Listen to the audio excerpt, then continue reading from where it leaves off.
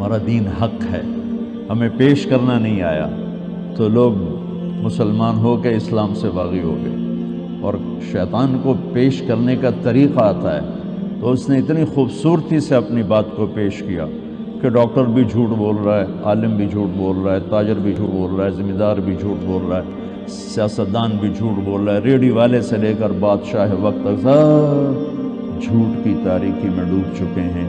قیامت کے دن شیطان کہے گا ما کان لی علیکم من سلطان، میں نے کوئی ہاتھ پکڑ کے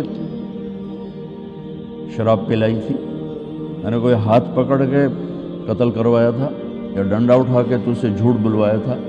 الا ان دعوتکم، اس لفظ پہ ذرا آپ غور رکھیے گا، الا ان دعوتکم، میں نے تمہیں دعوت دی تھی، یہ شیطان کہہ رہا ہے۔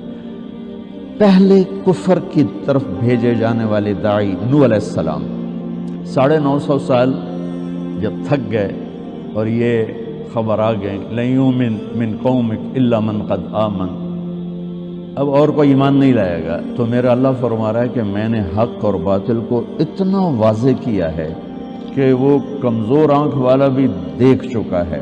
اب فمن شاء فلیؤمن ومن شاء فلیکفر، اب تیرے ارادے پر فیصلہ ہے، تو چاہے گا تو میرا بن جائے گا، چاہے گا تو شیطان کا بن جائے گا، چاہے گا تو میرے دین کا خریدار بنے گا، چاہے گا یہ چند کوڑیوں پہ بک جائے گا، یہ چند دنوں کی زندگی، چند کوڑیاں، چند اینٹوں کے گھروندے، ان پہ بک جاؤ گے، اور چاہو گے تو جنت کے خریدار بن جاؤ گے، اللہ کو راضی کرنے والے بن جاؤ گے۔ من المؤمنین رجال صدقوا ما عاہدوا اللہ علیہ فمنہم من قضى نحبہ ومنہم من ينتظر وما بدلوا تبدیلا۔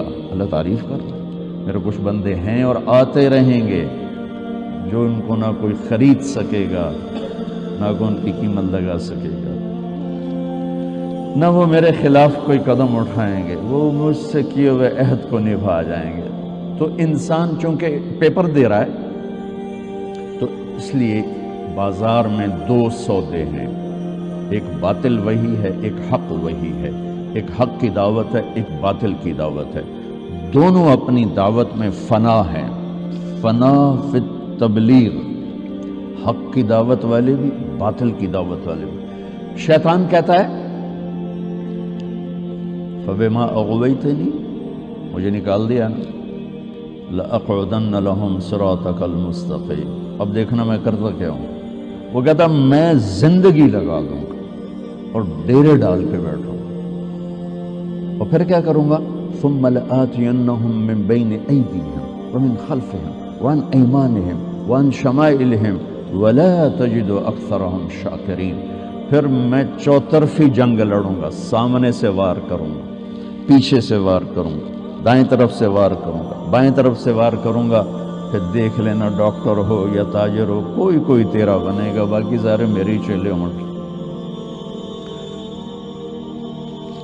سامنے سے وار کروں گا کیا مطلب ہے؟ سامنے آخرت ہے، میں کہوں گا ہے ہی کوئی نہیں، اربوں انسان کہیں گے ہے ہی کوئی نہیں، اور کچھ کہیں گے ہے، لیکن ومن خلفہم، پیچھے دنیا ہے، ہر سانس مجھے آخرت کی طرف قریب کر رہا ہے، دنیا سے دور کر، دنیا میرے پیچھے ہے، آخرت میرے آگے ہے۔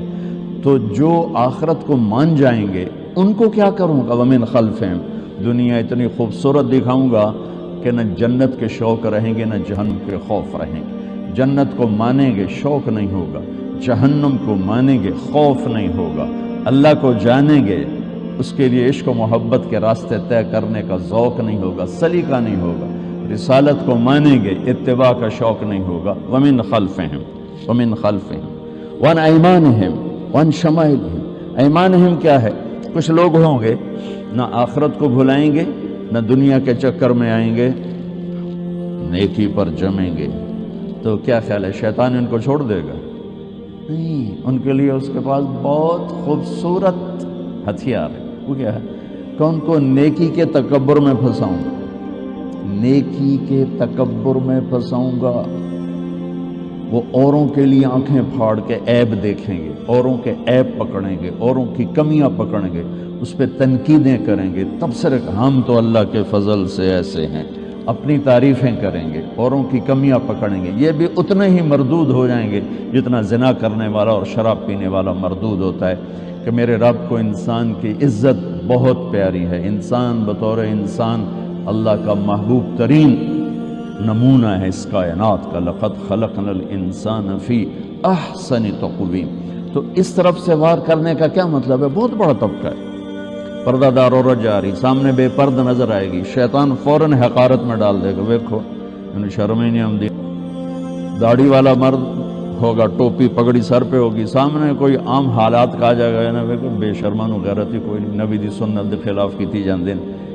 یہ شیطان کی یہ جنگ ہے، اس طرف سے جنگ ہے کہ وہ نیک مردوں کو، نیک عورتوں کو، نیک لوگوں کو نیکی کے تکبر میں پھنسائے گا، تنقید اور تبصرے اور طنز اور اپنی تعریف، اپنی اچھائی میں ان کو مبتلا کر دے گا۔ ان شمائلہم، الٹے ہاتھ پر گناہ، شراب، زنا، چوری، ڈاکہ، یہ وہ سارا۔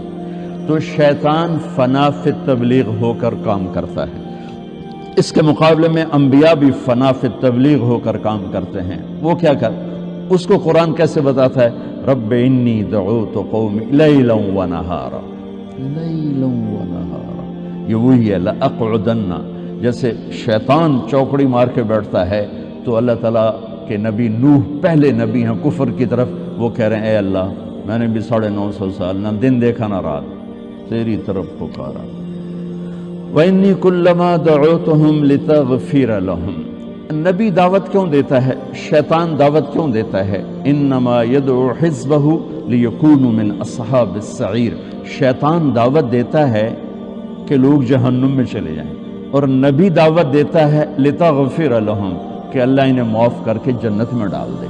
شیطان کی دعوت کا مقصد جہنم میں ڈالنا ہے، اور انبیاء کی دعوت کا مقصد جنت تک پہنچانا ہے اور اللہ تعالیٰ کی رضا تک پہنچانا ہے۔